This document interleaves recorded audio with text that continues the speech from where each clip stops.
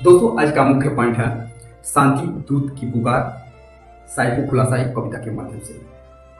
जो मुख्य पॉइंट है शांति दूत की पुकार, इसकी डिस्क्रिप्शन पर दोस्तों हम कुछ पॉइंट पर चर्चा कर लेते हैं कि आखिर ये जो मुख्य पॉइंट है शांति दूत की पुकार उसकी डिस्क्रिप्शन पर।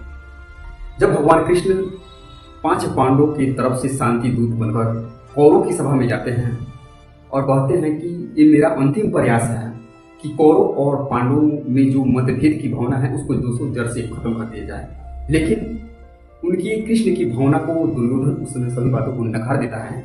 इन्हीं से पॉइंट को लेकर एक कवि की भावना क्या हो सकती है, आपको हम कुछ पॉइंट का कविता दे रहा हूँ, इसको अच्छी तरह से नोट कीजिएगा, आपकी साइकोलॉजी डेवलपमेंट में काफी महत्वपूर्ण भूमिका हो सकती है। तो कविता का मुख्य पॉइंट है कि धर्म बचाने आया था पर धर्म वही नौजवान था, जिसको दिया विवेक विचार उसका विवेक शमशान था। 5 ग्राम की बात किया मैंने उसका अहंकार दीवान था। रक्त नहीं देखा मैंने बस देखा मैंने उसकी अहंकार का विचार था। मैं शांति का दीप जलाने आया था लेकिन नंगे पांव से। पर उस सभा में आधा सच था हर चौराहे पर स्वेग विनाश था। दुर्योधन हंसा भीष्म झुके गुण द्रोण भी चुप खड़े हुए। जिसने पाला था सने से वो भी आज